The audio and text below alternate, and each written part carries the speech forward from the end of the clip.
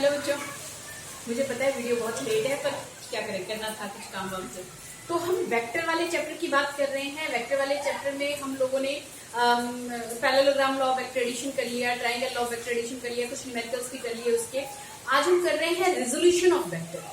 Resolution of vector यानी कि एक वेक्टर जिसको हमने दो अलग अलग डायरेक्शंस में तोड़ दिया, ठीक है। पर जरूरत क्यों पड़ी? पहले तो ये समझो कि मान लो, अच्छा बचपन में तुम लोग कभी गाड़ी वाड़ी खेले होगे, वही गाड़ी में वो धागा या रस्सी सा बांध के चलाया है? ऐसे हम लोगों ने फोर्स लगाया, ठीक है ना, ऐसे फोर्स लगाया गाड़ी पे, तो वो गाड़ी जो है वो मूव करती है। कैसे? आगे की डायरेक्शन में भी मूव करती है, और जैसे हम किसी चीज को खींच रहे हैं यानी अपवर्ड भी मूव कर रही है। तुम ऊपर की तरफ ही तो खींच रहे हो उसको, ठीक है। तो यहाँ पे हमने क्या लगाया? फोर्स। और ये फोर्स कहाँ जा रहा है? आगे भी जा रहा है, यानी एक्स एक्सिस में भी जा रहा है, और कहाँ पे जा रहा है? वाई एक्सिस में भी जा रहा है। समझ रहे हो? तो यानी हम वेक्टर को जब दो या दो से ज्यादा डायरेक्शन में तोड़ने की जरूरत पड़े या तोड़ा जाए, उस प्रोसेस को हम बोलते हैं रेजोल्यूशन ऑफ वेक्टर। क्या? रेजोल्यूशन ऑफ वेक्टर, ठीक है। अब देखो एक चीज और समझो, मान लो अच्छा तुम्हें मैंने रिजल्टेंट वेक्टर बताया था ना, कि एक वेक्टर ये है ना, सेम ऑर्डर वाले बताए थे ना, तो इसका जो रिजल्ट है वो क्या है? ये है ना। तो अब जरा उल्टी बात करो, मेरे पास रिजल्ट है और मुझे दो वेक्टर चाहिए, तो तुम क्या करोगे? एक वेक्टर यहाँ निकालोगे, एक वेक्टर यहाँ निकालोगे, करोगे ना। तो एक वेक्टर को दो या दो से ज्यादा, बार बार बोल रही हूँ, दो से ज्यादा भी निकाल सकते हैं, दो या दो से ज्यादा वेक्टर में तोड़ने की प्रक्रिया को, प्रोसेस को हम बोलते हैं रेजोल्यूशन ऑफ वेक्टर। क्लियर? मैंने यहाँ पे लिखा हुआ है, एक बार नोट डाउन कर लो। The process of splitting of a vector into two और more vector in such a way that their combined effect is same as that of a given vector. और ऐसे तोड़ा जाएगा कि जो इनका कंबाइंड इफेक्ट है वो रिजल्ट देगा। भाई एक अकेला इफेक्ट देगा, क्या मतलब ये तुम्हारे पास मान लो कोई वेक्टर ए है, ठीक है, इसको तुमने x में तोड़ दिया, ठीक, a कहाँ पे तोड़ दिया? या x में तोड़ दिया, और a कहाँ पे तोड़ दिया तुमने? y में तोड़ दिया। तो ax ay को अगर जोड़ोगे तो वो तुम्हें क्या देगा? a देगा। ax ay को अगर तुम जोड़ के देखोगे तो वो तुम्हें क्या देगा? वही रिजल्ट देगा जो तुम्हारा एक्चुअली a देगा। बोलो, बात समझ में आ रही है? कुछ बात समझ में आ रही है, ठीक है। कहाँ पे जरूरत पड़ती है? जहां पे हम फोर्स लगाते हैं। भैया ग्राफ बनाते हो, ग्राफ में भी अगर कोई पॉइंट तुमने प्लेन के ऊपर एक ले रखा है तो उसमें x में डिस्टेंस, y में डिस्टेंस करते हो ना, बिल्कुल वही चीज, ठीक है। बाकी मैंने बता ही दिया कि मान लीजिए हम किसी चीज को, या हमारा जो वॉकिंग है ना, जो हम चलते हैं तो एक पैर से फोर्स लगाते हैं, दूसरा पैर ऊपर की तरफ उठता है, ठीक है। तो वो walking of a man is also an example of resolution of vector. अभी समझा दूंगी, फिलहाल तो पहले इसको समझो, ठीक है। तो ax और ay की क्या वैल्यूज होंगी ये निकाल लेते हैं।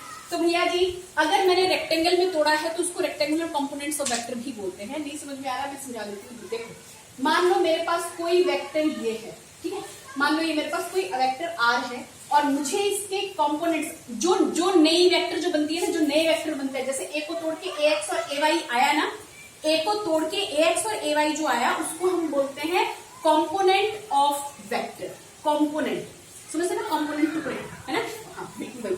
तो r ये वेक्टर है हमारे पास एक हो गया x एक्सिस में, और एक हमने कहाँ पे ले लिया? y एक्सिस में। बहुत इंपॉर्टेंट टॉपिक है, क्योंकि इसकी जरूरत आपको हर पग पे पड़ती रहेगी। हाँ, जब पहली क्लास में पहुंचोगे तभी पड़ती रहेगी। थीटा, ठीक है। मान लो कि ये थीटा एंगल बना रहा है हॉरिजॉन्टल के साथ, तो इसका नाम मैंने कर दिया rx, और इसका नाम मैंने क्या कर दिया? ये वर्टिकल है, ये क्या हो गया? ठीक, बात समझ में आ रही है? ये अगर थीटा है तो टोटल मैंने 90 लिया है, तो ये वाला मेरे पास कितना हो जाएगा? 90 माइनस थीटा, ठीक है। अब हमारे पास प्रश्न ये उठता है कि हमें rx चाहिए, हमें ry चाहिए। मैग्नीट्यूड निकालो। पहले क्या निकालो? मैग्नीट्यूड। डायरेक्शन का तुम्हें पता है? डायरेक्शन तुम्हें पता है बच्चों? rx अगर तुम लिख रहे हो तो क्या लिखोगे? rx magnitude i cap. ry अगर तुम लिख रहे हो तो क्या लिखोगे? ry जो मैग्नीट्यूड आएगा इंटू j कैप, ठीक है ना। ऐसे तो तुम लिख ही सकते हो। तो मुझे निकालना है magnitude of rx and ry। चलो आ जाओ, निकालना है। आर क्या है? कोई भी मैंने रिजल्टेंट वेक्टर ले रखा है, कुछ नहीं है, ऐसा कुछ हवा वाली बात नहीं कर रखी मैंने यहाँ पे, ठीक है। फटाफट से देख के चले जाओ। आज मुझे पता है शोर बहुत ज्यादा है, क्योंकि बच्चे बारिश हुई है, खेल रहे हैं, मजे ले रहे हैं। तो आज शांति नहीं है, और मुझे आज वीडियो बनाना जरूरी था, ठीक है। तो ये क्या है? rx भैया, ये क्या है? ry है, आर वाई मैग्नीट्यूड निकालना है। चलो आ जाओ। तो भैया जी यहाँ पे एक क्या कौन सा पैरेललोग्राम वेक्टर एडिशन कर लिया था ना हमने, पैरेललोग्राम लॉ वेक्टर एडिशन किया था ना, बस वही चीज है। आर यहाँ पे ये हो गया परपेंडिकुलर, ये हो गया मेरे पास हॉरिजॉन्टल। अगर ये आर वाई है तो ये भी क्या होगा आर वाई, और ये भी मेरे पास क्या होगा, ये मेरे पास क्या होगा आर एक्स। मान लो कितना एंगल फॉर्म कर रहा है, थीटा एंगल फॉर्म कर रहा है। कितना एंगल फॉर्म कर रहा है यहाँ पे, हॉरिजॉन्टल के साथ थीटा एंगल फॉर्म कर रहा है। वैसे तो मैं रट्टे वाली बात भी बता दूंगी, जो बच्चा अक्सर रखता ही है, पर आप करो जब तक जान है जहान है। अच्छा ट्राइंगल बना लो। एक ट्राइंगल का छोटा सा रेक्टेंगल दिख रहा है ओ ए बी सी, फाइन। तो अब एक ट्राइंगल उठा लो यहाँ से, हमारे पास ओ ए बी उठा लो। Taking triangle O A B, ये वाला ट्राइंगल उठा लो। दिख रहा है ट्राइंगल आप लोगों को। अब इस ट्राइंगल के अंदर हमारे पास ये हो गया हमारे पास आर एक्स है, यहां से यहां तक हमने क्या कंसीडर कर लिया आर एक्स। ओके, तो मुझे अगर आर एक्स निकालना है, यानी मुझे क्या निकालना है, बेस निकालना है। बेस की वैल्यू मुझे पता लगाना है कि उसकी वैल्यू कितनी आएगी। ठीक है, तो मैंने यहाँ पे क्या किया, आर एक्स अपॉन ये देखो ना, ये वाला ट्राइंगल दिख नहीं रहा, ये वाला ट्राइंगल दिख रहा है, बहुत छोटा हो गया, बड़ा बना दे थोड़ा सा। वहां से ये वाला टुकड़ा उठा के मैंने ऐसे दिखा दिया आप लोगों को। ठीक है, तो ये है O, ये है A और ये क्या है B। तो ये मेरे पास क्या है हाइपोटेन्यूज, ये क्या है perpendicular, and this is making angle theta. ठीक है, तो मैंने कहा कि यहाँ से Rx निकालना है मुझे, तो Rx निकालोगे, ये वाला क्या था R था। बेस बाय हाइपोटेन्यूज क्या देता है बच्चों, बेस बाय हाइपोटेन्यूज हमें क्या देता है, cos थीटा देता है। अभी भी तो पढ़ के आए है ना, ट्रिग्नोमेट्री अभी भी तो करके आए। तो Rx कितना हो गया, R cos ऑफ थीटा, मिल गया हमें अब वैल्यू। ठीक है, सिमिलरली मुझे ये वाली साइड लेनी है, ये साइड क्या है आर वाई है।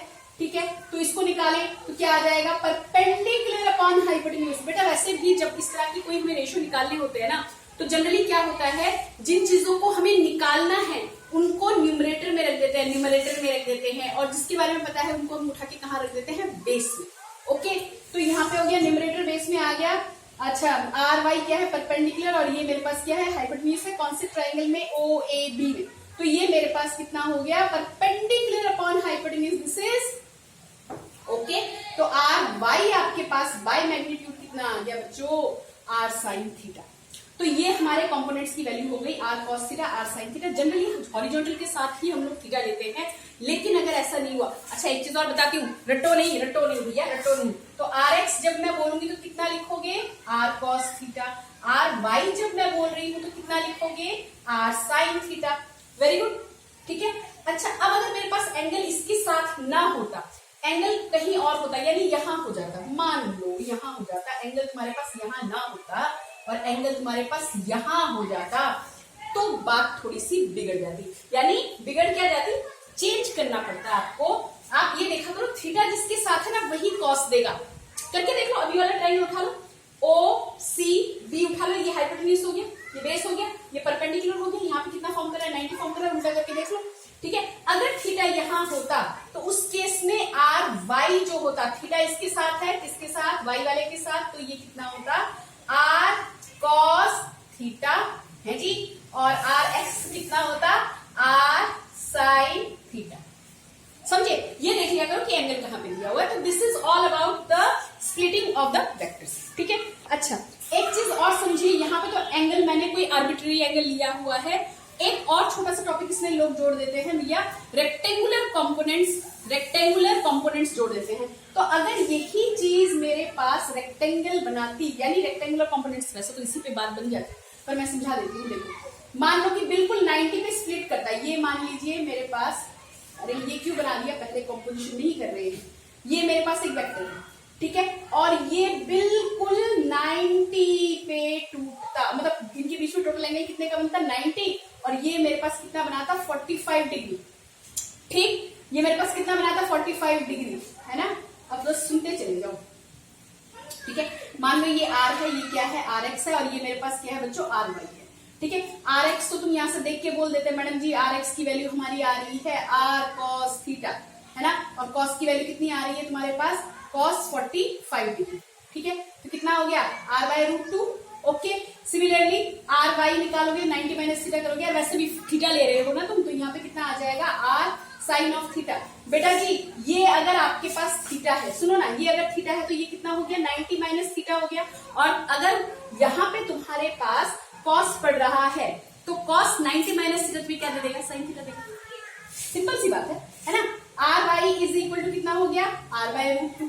ठीक है, तो मेरा रिजल्टेंट कितना होगा, resultant parallelogram law of vector addition हमने कराया हुआ है। रिजल्टेंट हम कैसे निकालते थे, R is equal to R X का स्क्वायर आर वाई का square plus 2 R X R Y cos कितने का, कॉस 90 डिग्री का। बीच में एंगल कितने का बन रहा है, टोटल एंगल कितने का बन रहा है, 90 डिग्री का। वही तो एंगल लोगे तो कॉस 90 की वैल्यू कितनी होती है, 0।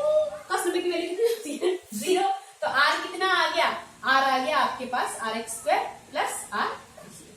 क्लियर होती बात, ठीक है। तो यानी हम इस तरह से भी रिप्रेजेंट कर सकते हैं, बिल्कुल कर सकते हैं। आर एक्स आर वाई यहां से जोड़ के देखो, यही चीज देता है जो यहाँ पे आता है, स्क्वायर करके जोड़ के देखो ना, यही आएगा R is equal to R X square plus R Y square. Rectangular components में है तो R can be represented as R X का स्क्वायर प्लस आर वाई का square under the root. Okay okay जी, समझ में आएगा। टोटल एंगल 90 डिग्री का था, यहाँ पे cos 90 बिठा दिया। कर लेते हैं एक छोटा मोटा एग्जांपल कर लेते हैं और समझ में आ जाएगा। तो this is all about resolution of the vector. जब हम चलते हैं वॉकिंग ऑफ अ मैन, ठीक है, जब हम चलते हैं तो वो भी एक एग्जांपल है रेजोल्यूशन ऑफ वेक्टर का। सुनो समझा देती हूँ मैं आप लोगों को, फिर न्यूमेरिकल करते हैं। पूरा टॉपिक ही समझ लो फिर न्यूमेरिकल करो। देखो अगर हम वॉकिंग ऑफ, तो बेटा जी यहाँ पे मैंने ना एक पहले डायग्राम बना लिया, मेरी ड्राइंग बहुत अच्छी नहीं है तो इसलिए मैंने कैसा बनाया है समझ लो बस। जब हम चलते हैं ना तो walking of an man is an example of resolution of the vector.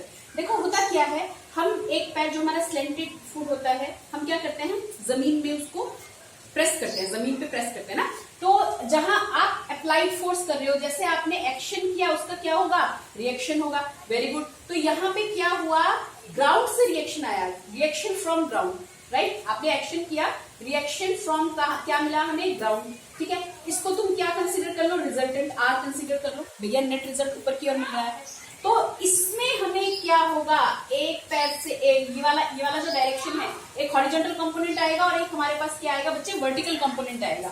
जो हॉरिजॉन्टल कंपोनेंट है वो हमें आगे चलने में मदद देगा, और जो वर्टिकल कंपोनेंट वी लगा रही हूँ मैं, वर्टिकल कंपोनेंट जो है वो हमारे वेट को क्या करेगा, बैलेंस करेगा। इम्बैलेंस हुआ या फ्रिक्शन कम हुआ तो गए वहां पे धड़ाम से, वो अलग टॉपिक है। ठीक है, तो पहले तुम इतना समझो, ये हमारा क्या हो गया, एक्शन। अरे भैया ये हो गया एक्शन, अप्लाइड फोर्स जो हम जमीन में दबा रहे हैं, पैर को अपने प्रेस कर रहे हैं। ठीक है, रिएक्शन मिल रहा है हमें ये आर। ठीक है, तो यहाँ पे मान लो एंगल कितना फॉर्म कर रहे हैं यहाँ पे, थीटा। तो एच हमारे पास क्या हो जाएगा, क्या बोला था, आर कॉस थीटा। बी हमारे पास क्या हो जाएगा, वर्टिकल कंपोनेंट कितना हो जाएगा, आर साइन थीटा। तो जनरली जिसके साथ थीटा होता है वो कॉस थीटा ही बनाता है। समझ में आया। तो वॉकिंग ऑफ अ मैन, अगर ये एग्जांपल आपके पास आ जाता है, हालांकि इस साल सारे 1 मार्क वाले क्वेश्चन पहले ज्यादा आएंगे पहले वाले टर्म में, पर फिर भी walking of an man is an example of resolution of vector. ठीक है, 2-4 न्यूमेरिकल कर ले, छोटे छोटे 2-4 क्या 1-2 न्यूमेरिकल कर लो, समझ में आ जाएगा। चलो जी भैया आगे काम करते हैं। तो बच्चों एक क्वेश्चन मैंने यहाँ पे लिख लिया है, बहुत सिंपल सा क्वेश्चन है, बस आपको समझ में आ जाना चाहिए। ठीक है, देखिए, one of the rectangular components of a velocity 80 km/h is 40 km/h, find the other component.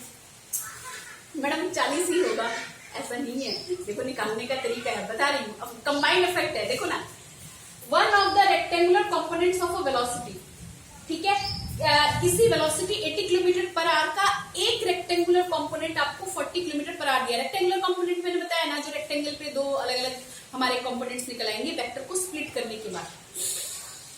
Rectangular component समझ रहे हैं ना भैया, एक वेक्टर है उसको रेक्टेंगल में एक्स में और वाई में मैंने क्या कर दिया, स्प्लिट कर दिया, वही बात। ठीक है, तो one of the rectangular components of velocity 80 km/h is 40 km/h, find the other component. Yes, देखो क्या करेंगे हम, हमारे पास वेलोसिटी जो है, वेलोसिटी तो बोल रहा है 80 km/h को आपने एक ये आपके पास नेट वेलोसिटी यहाँ पे है हमारे पास। ठीक है, और एक कंपोनेंट, तो वो कंपोनेंट हमारे पास उन्होंने नहीं बोला था, हम किसी मान सकते, मैंने कहा 40 km/h जो है वो vx वाला है, यानी हमें क्या निकालना है, दूसरा, यानी vy। आपकी मर्जी है, vy ले लो, vx निकालो। ठीक है, तो हमें पता है कि v इज इक्वल टू होता है vx² प्लस vy²। कहां से आया, अभी तो किया, r is equal to √r x का स्क्वायर प्लस r y का स्क्वायर, किया नहीं किया, वही। ठीक है, तो ये यहाँ पे बच्चा पार्टी, यहाँ पे हमारे पास क्या करें, इसको हम स्क्वायर कर दें दोनों तरफ। मैं उस तरफ नहीं जा रही, अभी इजीली करती हूँ। दोनों तरफ स्क्वायरिंग बोथ साइड कर दो, v² is equal to vx²। वैसे तो समझ में आ रहा होगा, सबके ही समझ में आ रहा होगा क्या चल के रहा है, v² vx का square is equal to vy का स्क्वायर। यही तो हो जाएगा। देखो ये वी वाई निकालूंगी तो मैं ऐसे ही तो कर सकती हूँ, ये उठा के मैंने वी एक्स को इधर कर दिया, ठीक है। यहां से स्क्वायर हटाओ और इसके ऊपर बैठाओ, हो गया, हो गया। V Y is equal to कितना आया भाई, वी वाई मेरे बच्चे आ गया v का स्क्वायर माइनस वी एक्स का स्क्वायर, यानी यहाँ पे आया 80 का स्क्वायर, वही तो था, ठीक है। और दोनों ही किलोमीटर पर आवर में है तो कोई टेंशन वाली बात है ही नहीं। 40 का कितना आ रहा है, यहाँ पे आ रहा है 6400 और यहाँ पे कितना आ रहा है 1600, करोगे तो कितना आएगा, लगभग 4800 आ जाएगा ना। बस इसको सॉल्व करके देख लेना किलोमीटर पर आवर में, बोलो समझ में आया। मेरे ख्याल से अप्रोक्सीमेटली 69 पॉइंट कुछ आना चाहिए, 48 है करके देख लेना, यहाँ तक छोड़ दो तो भी आंसर सही है। अगर इसको सॉल्व करोगे तो अंडर रूट करके देख लेना, 69 पॉइंट कुछ आंसर आने वाला है एग्जैक्टली, ठीक है। ओके, अब सेकंड क्वेश्चन कर लेते हैं। सेकंड क्वेश्चन भी देख लो फटाफट से, थोड़ा सा लंबा वीडियो हो जाएगा। तो बच्चों देखो यहाँ पे एक क्वेश्चन और है हमारे पास, a force is inclined at 60 degree to the horizontal. ध्यान से क्वेश्चन पढ़ना, क्वेश्चन जब भी पढ़ना ध्यान से पढ़ना, नहीं तो हवा बना दोगे तुम उसका, ठीक है। अब फोर्स, अब शोर नहीं है, बच्चे भाग गए, ज्यादा बारिश हो गई थी। A force is inclined at 60 degree to the horizontal. एक फोर्स है हॉरिजॉन्टल के साथ कितना बना रहा है, 60 डिग्री बना रहा है। If the rectangular component of horizontal direction, rectangular component में हॉरिजॉन्टल डायरेक्शन कितना फोर्स बना रहा है, 50 न्यूटन का, 50 न्यूटन का फोर्स है। घबराओ नहीं, ये भी समझाती हूँ, ठीक है। Find the magnitude of force, तो फोर्स का मैग्नीट्यूड बताओ। अच्छा, ये कोई फोर्स है, मान लो एफ है, ठीक है। ये हॉरिजॉन्टल के साथ कितना एंगल बना रहा है बालको, ये हॉरिजॉन्टल के साथ 60 डिग्री का एंगल बना रहा है, ठीक। और हाँ, ये तो इसका रेक्टेंगुलर कंपोनेंट है तो यहाँ पे भी एक फोर्स होगा। तो लेकिन इन्होंने हमें क्या बोल रखा है कि जो हॉरिजॉन्टल के साथ जो फोर्स है वो वाला कंपोनेंट जो है, ये एफ जो है वो कितना है, 50 न्यूटन है, ठीक। अब ये कह रहे हैं कि ये एफ निकाल के बताओ, बहुत सिंपल है, एफ निकालो, एंगल दिया हुआ है, एफ एक्स आपको पता है, कैसे निकालोगे, एफ एक्स होता कितना है, एफ एक्स होगा एफ कॉस थीटा। क्या बोला था मैंने, क्या बोला था, जिसके साथ थीटा होगा वहां पे क्या बैठ जाएगा, कॉस थीटा बैठ जाएगा, ठीक है। तो एफ एक्स, एफ कितना, एफ हमें निकालना है, ओके। एफ एक्स हमें कितना दिया हुआ है, हॉरिजॉन्टल कंपोनेंट दिया हुआ है बच्चों, ये 50 न्यूटन क्या है, हॉरिजॉन्टल डायरेक्शन वाला कंपोनेंट। ये कितना हो गया 50, यहाँ पे हो गया एफ कॉस कितने का, कॉस 60 डिग्री का। भाई लोग कॉस 60 की वैल्यू कितनी होती है, 1/2। तो फोर्स कितने का हुआ, फोर्स हो गया 100 का, भैया 2 उधर चला गया, ठीक। तो यानी कि टोटल फोर्स मेरे पास कितने का है, 100 का। अब इस क्वेश्चन में एक चीज और कर सकते थे, आपसे एफ वाई भी हम पूछ सकते थे, वर्टिकल कंपोनेंट भी हम पूछ सकते थे। वर्टिकल कंपोनेंट पूछते तो कैसे निकल जाता, F Y is equal to कितना होता, F sine of theta, angle तो वही रहेगा, 90 माइनस थीटा करके कर रहे हैं ना, है ना। तो एफ कितना है, 100 है, साइन कितना है 60 डिग्री है, कितना हो जाता 100√3/2, कितना हुआ 50√3। और एक चीज बताऊं, ये एफ एक्स और एफ वाई, इनको जरा जोड़ के देखो, ये आपको एफ ही देगा। अपने ही आंसर को निकाल के देखो, F X square plus F Y square करके देखो क्या ये बराबर आ रहा है कि नहीं, कमेंट करके बताना। बिल्कुल आना चाहिए, नहीं होगा तो क्वेश्चन गलत है, ठीक है। ओके, इतना क्वेश्चन करना, कमेंट करना और बताना ये जो रिजल्ट है वो कुल मिला के एफ दे रहे हैं, यानी कि 100 न्यूटन आ रहा है, ठीक है बेटा। That will be confirmation test for this one, okay.